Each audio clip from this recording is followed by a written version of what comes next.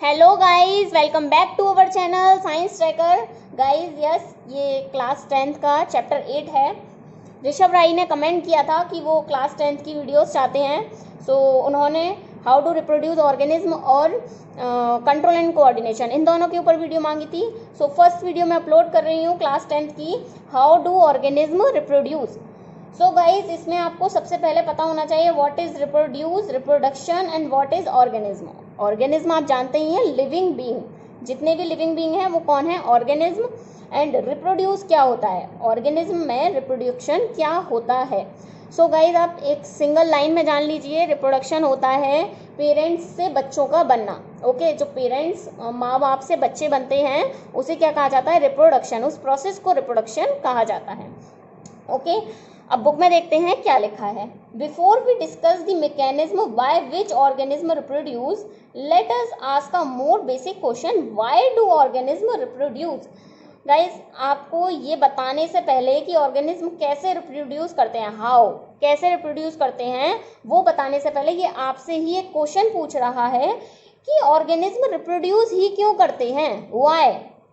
After all, reproduction is not necessary to maintain the life of an individual organism। बोल रहा है जो reproduction है वो रिप्रोडक्शन जरूरी नहीं है किसी एक इंडिविजुअल की लाइफ में। रिप्रोडक्शन के बिना भी जिंदगी चल सकती है, ये वाइटल नहीं है। Unlike the essential life process such as nutrition, respiration और एक्सक्रीशन, जितना जरूरी न्यूट्रिशन, रेस्पिरेशन और एक्सक्रीशन ये जो प्रोसेस हैं उतना जरूरी रिप्रोडक्शन नहीं है। बोल रहा है कि लाइफ चल सकती है। इसी के बेसिस पर उसने पूछा कि ये जो है ऑर्गेनिज्म रिप्रोड्यूस करते ही क्यों है, जरूरत तो नहीं है। इसी का आंसर है गाइज यहाँ पर, ये प्रोसेस नेसेसरी है continuation of generation of particular species.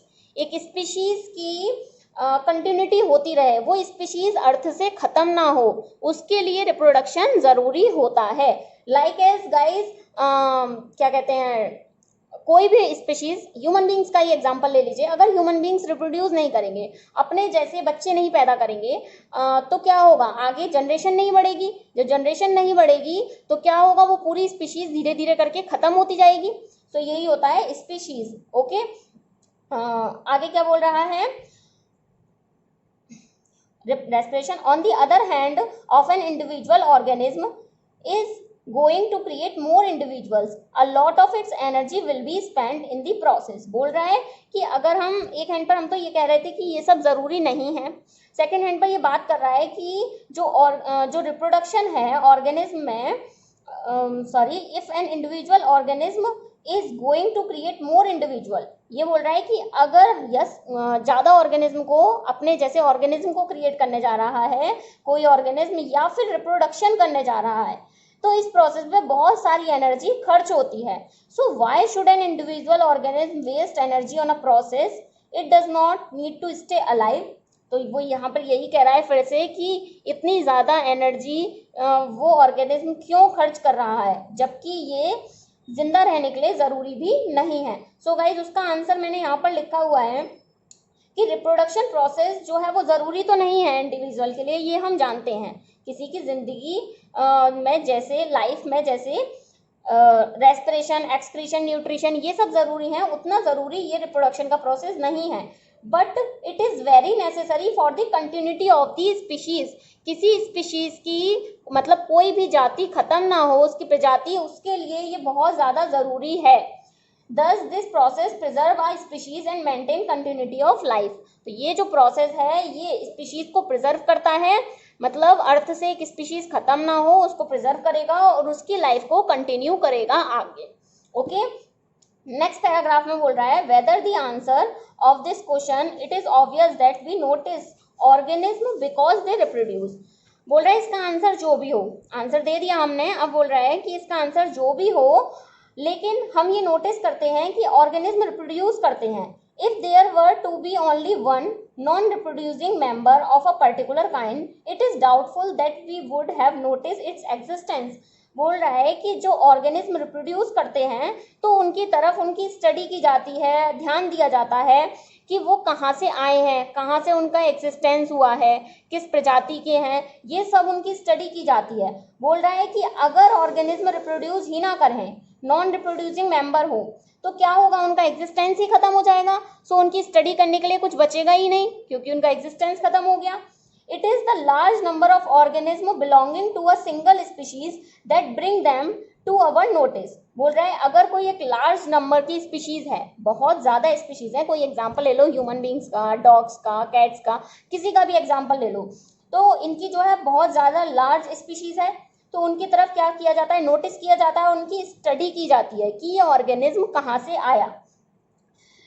How do we know that two different individual organism belong to the same species. अब यहाँ पर एक क्वेश्चन अराइज हो रहा है, पूछ रहा है आपसे कि हम कैसे कहेंगे कि जो दो डिफरेंट इंडिविजुअल खड़े हुए हैं वो डिफरेंट इंडिविजुअल एक ही सेम स्पीशीज के हैं, आप कैसे पहचान सकते हैं।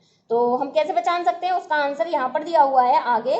Usually we say this because they look similar to each other. इस क्वेश्चन को मैंने यहाँ पर अलग से भी नहीं लिखा है नोट्स में क्योंकि इसका आंसर साफ दिया हुआ है और बहुत ही आसान है कि आप किसी भी ऑर्गेनिज्म को कैसे कह रहे हैं कि वो दोनों जो है ह्यूमन बींग्स हैं या वो डॉग्स हैं या वो कैट्स हैं, रैट हैं। सो आप कैसे कह रहे हैं, आप उनको देखकर बता रहे हैं कि वो दिखने में बहुत ज़्यादा सिमिलर है, इस वजह से। Thus, reproducing organism create new individual that look very much like themselves. जो नए reproducing organism हैं वो क्या करते हैं, अपने जैसी इंडिविजुअल बनाते हैं, अपने जैसी संतानें उत्पन्न करते हैं जो एक दूसरे की बहुत ज़्यादा सेम दिखते हैं। ओके, आई होप ये पैराग्राफ आपको समझ में आ गया होगा। नेक्स्ट है, do organism create exact copies of themselves. क्या ऑर्गेनिज्म अपने जैसी एग्जैक्ट कॉपीज बना रहे हैं? आंसर लिखा हुआ है नो, टोटली एग्जैक्ट कॉपी नहीं बनाते गाइस, वेरिएशंस होती हैं। वेरिएशंस मतलब क्या है, वेरिएशन का मतलब जैसे कि हम अपने माँ बाप से हम बने हैं, इंसान बने हम अपने माँ बाप से। ओके, तो हमारे पेरेंट्स के अंदर क्या डिफरेंट कैरेक्टर्स थे और हमारे अंदर डिफरेंट कैरेक्टर्स आए। उनकी शक्ल डिफरेंट थी, हमारी शक्ल डिफरेंट है, उनके हेयर्स डिफरेंट थे, हमारे हेयर्स डिफरेंट है। सो सभी क्या हुए, डिफरेंस आए। स्पीशीज सेम है, ह्यूमन बींग्स की स्पीशीज सेम है, लेकिन क्या हुआ, करेक्टर्स डिफरेंट हो गए। सो इसे क्या कहते हैं, वेरिएशंस। करेक्टर्स का चेंज होना एक जनरेशन से दूसरी जनरेशन में, तो क्या होता है, वेरिएशन होती हैं। ओके, इसी के बारे में आपसे यहाँ पर पूरा डिस्कस किया गया है। Organism look similar because their body design are similar. Organism similar दिखते हैं क्योंकि उनकी बॉडी डिजाइन सिमिलर है, obviously. If body design are to be similar, the blueprint of this design should be similar. बोल रहा है कि अगर उनकी बॉडी सिमिलर है तो उनका ब्लूप्रिंट भी सेम होना चाहिए। नाउ यार, what is blueprint guys? Blueprint means DNA. एक लाइफ का ब्लूप्रिंट क्या होता है, उसका DNA. What is DNA? DNA होता है डीऑक्सीराइबो न्यूक्लिक एसिड। ओके, इसकी फुल फॉर्म लिख लीजिएगा, बहुत इंपॉर्टेंट है, एग्जाम में पूछी जाती है। Deoxyribonucleic acid. Okay guys, so ये क्या है, ब्लूप्रिंट है लाइफ का। बोल रहा है कि ये जो ब्लूप्रिंट है ये भी सेम होना चाहिए। Thus, reproduction at its most basic level will involve making copies of the blueprint of body design. बोल रहा है कि अगर हम बेसिक लेवल पर बात करें तो बेसिक लेवल पर जो ब्लूप्रिंट है वो ब्लूप्रिंट भी सेम होगा। देखिए, बिकॉज इसको ब्लूप्रिंट क्यों कहा डीएनए को, firstly because DNA contain information, DNA के अंदर इंफॉर्मेशन होती है which is needed for an organism to grow, जो कि एक ऑर्गेनिज्म के ग्रो होने के लिए जरूरी है, डेवलप, सर्वाइव एंड रिप्रोड्यूस, उसके डेवलप करने के लिए, उसकी सर्वाइवल के लिए और उसके रिप्रोडक्शन के लिए, मतलब सभी प्रोसेस के लिए डीएनए जरूरी है। डीएनए के अंदर ही इंफॉर्मेशन होती है। ओके, सो क्या कहा था इसने, ये कहा था कि रिप्रोडक्शन मोस्ट बेसिक लेवल पर इन्वॉल्व करता है making copies of blueprint of body design. जो बॉडी डिजाइन, यहाँ पर देखिए बॉडी डिजाइन कहाँ से आ रहा है, देखिए यहाँ लिखा है मैंने कि डीएनए से क्या हुआ, प्रोटीन बना। ओके, एंड ये जो प्रोटीन है ये प्रोटीन सिंथेसिस करेगी बॉडी डिजाइन को। उस बॉडी के अंदर किस टाइप से उसकी नोज की शेप होनी है, उसकी मतलब बॉडी शेप कैसी होनी है, सब कुछ शेप डिजाइन करती है प्रोटीन सिंथेसिस। एंड ये कहाँ से आ रहा है, ये डीएनए से। डीएनए बताता है कि कैसे एक बॉडी की डिजाइन बननी है। ठीक है, तो वो यहाँ पर यही कह रहा था कि रिप्रोडक्शन एक मोस्ट बेसिक लेवल पर इन्वॉल्व होता है उसकी जैसी copy banana of the blueprint of body design, blueprint of body design. In class 10th, we learned that the chromosome in nucleus of a cell contain information for inheritance of features. From parents to next generation in the form of DNA. बोल रहा है कि class 10th में आप आगे chapter आएगा, उस chapter में आप इसके बारे में ब्रीफली पढ़ेंगे, बहुत अच्छे से बताया जाएगा कि जो क्रोमोसोम्स हैं उन क्रोमोसोम्स के अंदर क्या होता है, डीएनए होता है। And where is this chromosomes guys, ये आपको लिख लेना आप। देखिए जैसे कि ये एक सेल है, ओके, इस सेल के अंदर न्यूक्लियस प्रेजेंट है, what this is a cell, and उस सेल के अंदर ये न्यूक्लियस है, न्यूक्लियस के अंदर क्रोमोसोम्स प्रेजेंट होंगे, what is this, chromosome, okay. And इन क्रोमोसोम के अंदर होता है गाइस, देखिए इन क्रोमोसोम के अंदर होता है डीएनए, ये क्या है, डीएनए, ओके। एंड डीएनए के अंदर क्या होता है, इंफॉर्मेशन, इंफॉर्मेशन मतलब जीन होते हैं, और वो जीन क्या करते हैं, इंफॉर्मेशन कंटेन करते हैं, ठीक है। सो ये प्रोसेस होता है एक सेल के अंदर। क्या होता है अब आगे कि वो यहाँ पर यही बोल रहा है कि आप लर्न कर चुके हैं, एक क्रोमोसोम होता है न्यूक्लियस के अंदर ऑफ अ सेल, एक सेल की न्यूक्लियस के अंदर क्रोमोसोम होता है जो कि कंटेन करता है इंफॉर्मेशन को for inheritance of feature from parents to next generation, जो कि इनहेरिट होते हैं, मतलब पेरेंट्स से नेक्स्ट जनरेशन में जाते हैं, किसकी फॉर्म में, डीएनए की फॉर्म में। The DNA is the cell nucleus is the information source for making protein। DNA क्या है, DNA प्रोटीन बनाता है, अभी बताया था डीएनए प्रोटीन सिंथेसिस कर रहा है। If the information is changed, different proteins will be made। अगर इंफॉर्मेशन चेंज हुई, मतलब अगर डीएनए में क्या होगा, रेप्लिकेशन होगा, वो प्रोसेस अभी बताएंगे आपको। रेप्लिकेशन हुआ, अगर रेप्लिकेशन होने में थोड़ा सा भी अगर मिस्टेक हो गई, हल्का सा भी अगर चेंज हुआ, तो क्या होगा, डिफरेंट टाइप की डिफरेंट प्रोटीन बनेंगी, हल्का सा चेंज होने पर भी डिफरेंट प्रोटीन बनेंगी। एंड इस डिफरेंट प्रोटीन की वजह से क्या होगा, जो बॉडी की डिजाइन है वो ऑल्टर हो जाएगी, वो चेंज हो जाएगी।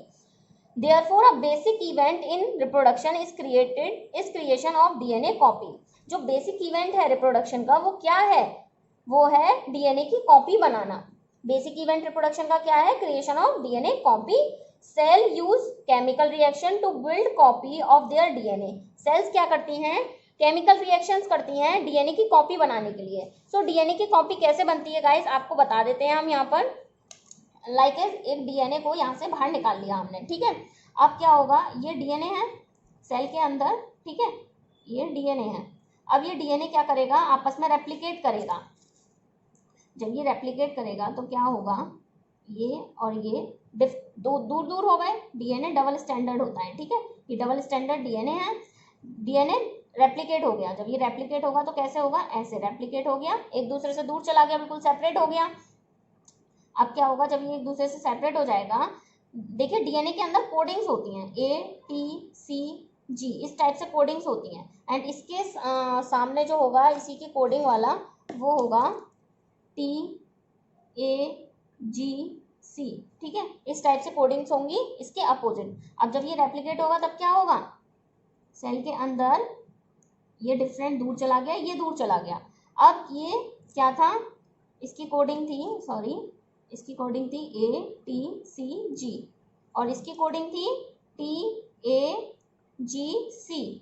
तो अब ये क्या बनाएगा, ये अपने जैसी एक और अपने जैसी कॉम्प्लीमेंट्री सेल बना लेगा, अपने जैसा कॉम्प्लीमेंट्री बना लेगा एक, ठीक है। तो क्या होगा, इस T के साथ A आ जाएगा, इस A के साथ T आ जाएगा, G के साथ C आ जाएगा और C के साथ G आ जाएगा। तो ये एक नया डीएनए बन गया, ये रहा पूरा एक नया डीएनए, एंड ये रहा एक और नया डीएनए, ठीक है। ये भी अपने जैसी कॉम्प्लीमेंट्री बना लेगा।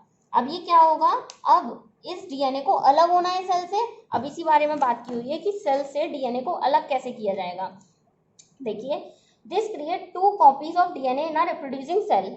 2 कॉपी बन गई डीएनए की एक सेल में, and they will need to be separate from each other. अब क्या है, ये कॉपी तो बन गई, अब इनको एक दूसरे से सेपरेट होना है।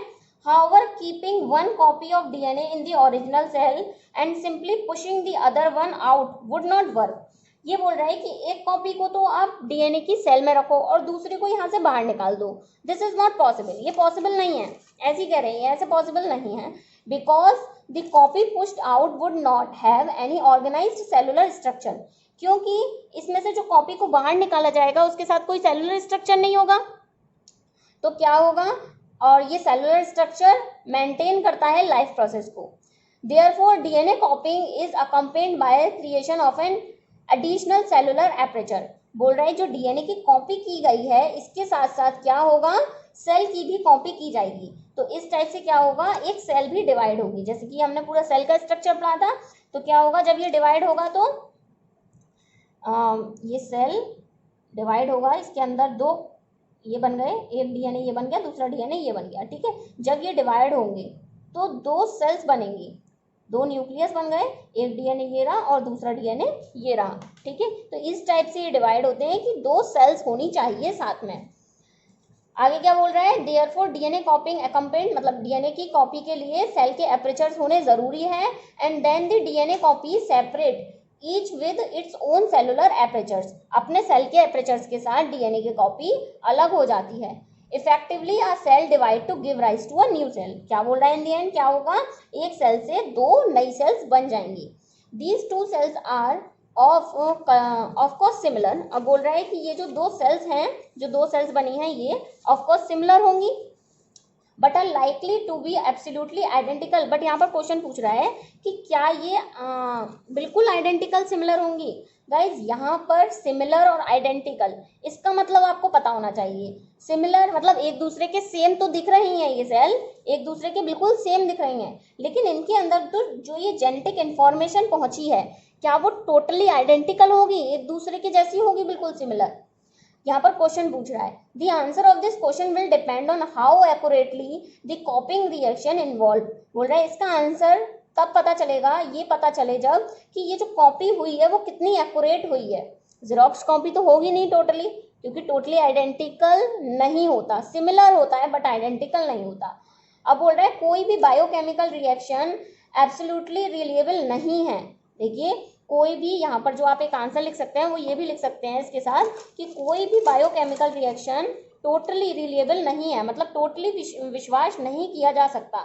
No biochemical reaction is absolutely reliable.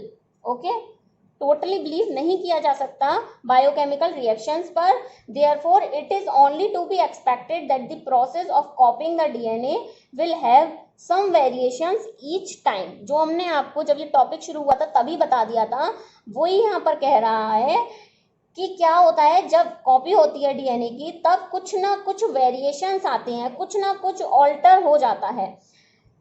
As a result,